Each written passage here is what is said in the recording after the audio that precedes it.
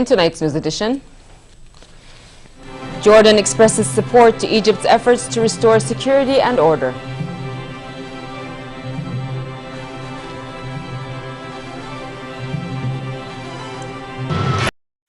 "50 people are killed in Cairo as supporters of deposed President Mohamed Morsi stage protests against the security crackdown."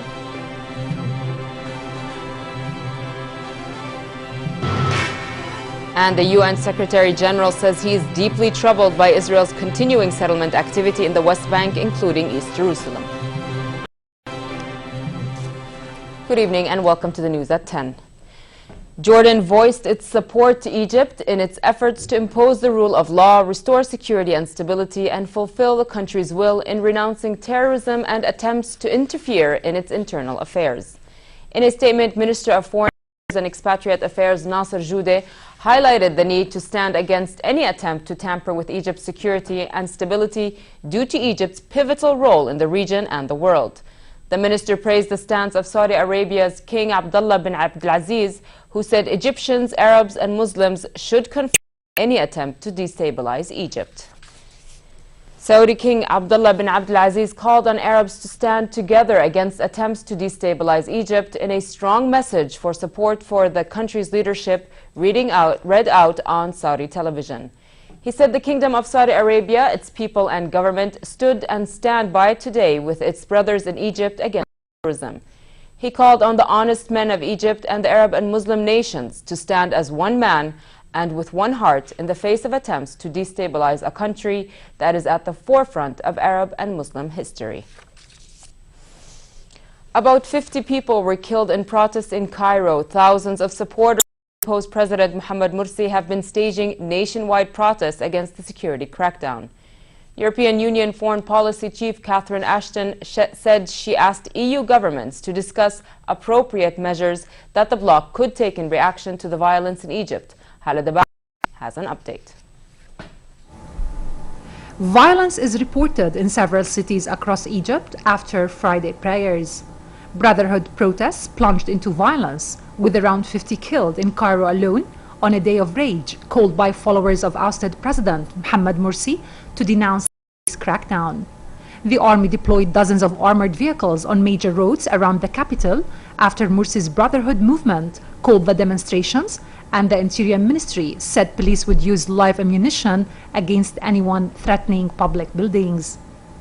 In Cairo, gunshots echoed around the huge Ramses Square, focal point of Brotherhood protests in the capital, and police fired salvos of tear gas. 27 people were killed and many more wounded by gunshot and birdshot in the square. Protesters dragged off the sides of what is said to be 6th of October Bridge in downtown Cairo to avoid nearby gunfire. At least 20 people died in clashes elsewhere in Egypt. Emergency services also said 8 protesters were killed in clashes in the Mediterranean town of Damiata, and 4 people died in the northeastern city of Ismailiyeh. Violence was also reported in Egypt's second city, Alexandria, and in the Nile Delta city of Tanta. 5 people died and at least 15 people were wounded. A police conscript was killed in a drive-by shooting in the north of the capital. 24 members of the Egyptian police force have been killed since late last night across the country. As the sound of tear gas canisters being fired began, protesters, including young and old, men and women, donned surgical masks, gas masks, and wrapped bandanas around their faces. A funeral was held in northeast Cairo for some of those clashes with police once prayers had finished. After the funeral, crowds began to march, after calls for a day of rage have resulted in pro-Morsi protests all over Egypt. The UN Security Council urged all parties in Egypt to end the violence and exercise maximum restraint after hundreds of people were killed. The reconciliation. The United Nations is sending its political affairs to Egypt next week to meet with a range of officials, including representatives from the Muslim Brotherhood, to help the world body work out how to respond to the Egypt crisis. The Egyptian army has deployed in major cities across the country, hoping to limit the damage caused by the wave of demonstrations. Khal for the news at 10. After talks with Palestinians in the West Bank, UN Secretary General Ban Ki-moon said he was deeply troubled by Israel's continuing settlement activity in the West Bank, including East Jerusalem. The UN leader also urged both sides to achieve visible improvements on the ground, calling for Israel to further ease movement restriction on Palestinians, including for those living in the Hamas-ruled Gaza Strip. Asked about the talks after a meeting with visiting UN Secretary General, Israeli chief negotiator Tzipi Livni said that newly resumed talks with the Palestinians provide a chance for Israel to seek a shift in alliance in the Middle East. I do believe that there is an opportunity here, not only to relaunch negotiations, but also to change the allies and alliances in the region. I believe that there are parts in the Arab world that for them, relaunching the negotiations can be an opportunity to support this and to work together against the extremism. So clearly there is an opportunity here for Israel, for the Palestinians and for the entire region. In Lebanon, the death toll from a blast that ripped through a southern suburb of Beirut yesterday has risen to at least 24 people and the wounded to 335. Lebanon's Interior Minister confirmed the cause of a car bomb, and caretaker Prime Minister Najib Mikati declared Friday a day of mourning for the victims of the Beirut blast. An Islamist group claimed responsibility for the explosion in a video posted on the internet, saying it had targeted Hezbollah and claimed this was its second such operation and there would be more. Residents and politicians gathered in southern Beirut to pay their respect to the victims and described the attack as a criminal act. The violence in Lebanon raises fears of being pulled further into sectarian conflict fueled by the Syrian violence. A UN mission to investigate alleged use of chemical weapons in Syria's civil war tentatively plans to enter the country on Sunday. The team consists of weapons experts from the Organization for the Prohibition of Chemical Weapons, plans to look into claims of use of sarin gas and other toxic nerve agents. UN Secretary General Ban Ki-moon said on Wednesday details of the trip had been worked out with the Syrian government and that the team's departure was imminent. One site to be visited by the UN expert is Khal in Aleppo, where the Syrian government says rebels used chemical weapons in March. Two other locations have not yet been identified and may be too dangerous for the team to visit. Two Russian cosmonauts floated outside the International Space Station to set up power and ether cables for a new research laboratory scheduled to arrive in December. The astronauts needed to walk for 6.5 hours to reach their destination, and the outing is the third of 6 spacewalks Russia plans to conduct this year. The station, a $100 billion project of 15 nations, flies about 250 miles above Earth. It has been permanently staffed by rotating crews of astronauts and cosmonauts since November 2000.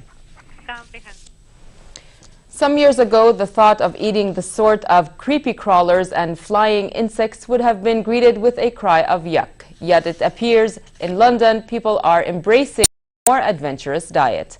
A new pop-up restaurant called Pestaurant near St. Paul's Cathedral in London offered free food to passers-by. Within minutes, it was swamped with long lines of curious lunch seekers waiting to eat the likes of salt and vinegar crickets, roasted scorpions, and barbecue mealworms.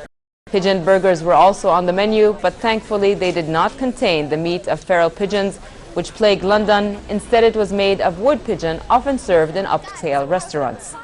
As for dessert, there was offerings of chocolate-dipped ants, crickets, and grasshoppers.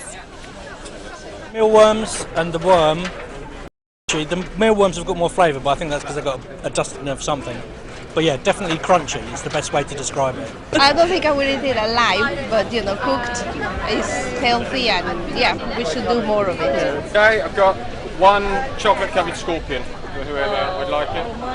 Done? Yeah, go on then. Free food, free water. Jesus here.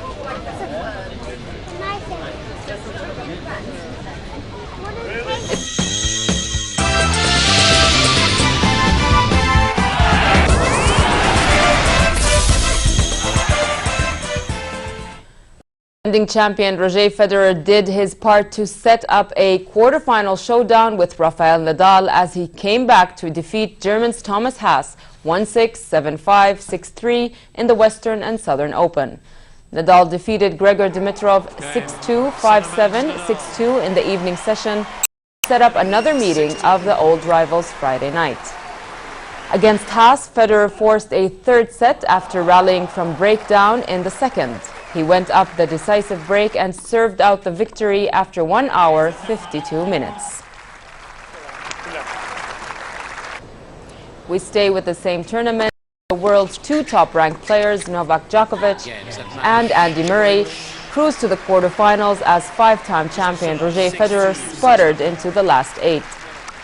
Looking for to end a run of 4 runner-up flat finishes on the Cincinnati hard court, world number 1 Djokovic needed just 50 minutes to hand qualifier David Goffin a 6-2, 6-love tennis lesson. It was an entertaining but far from vintage performance from the two veterans as a sluggish Federer dropped the opening set to the German before fighting back a 1-6, 7-5, 6-3 win. World number 2, Murray, two-time Cincinnati champion, looked right at home again on the Ohio courts as the Scot steamrolled Frenchman Julien Benneteau 6-2, 6-2. And finally, for a quick look at the weather, warm tonight in most regions with northwesterly moderate to brisk winds. Tomorrow it will be relatively hot in hilly areas and hot in other regions as temperatures remain 2 to 5 degrees above their seasonal average. The Gulf of Aqaba should expect hot weather tomorrow with northerly moderate to brisk winds and calm seas. Next are the lows and highs for tonight and tomorrow.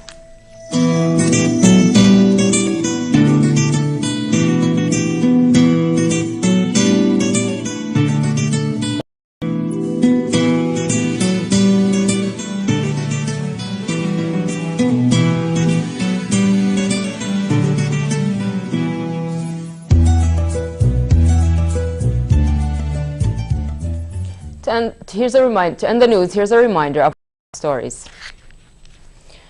Jordan expresses support to Egypt's efforts to restore security and order.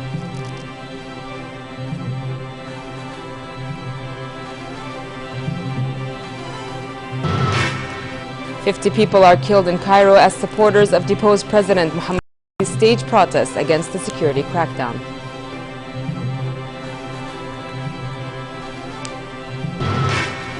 And the UN Secretary General says he is deeply troubled by Israel's continuing settlement activity in the West Bank, including East Jerusalem. With that, we come to the end of tonight. I'm Nancy Khair. Thank you for watching and have a good night.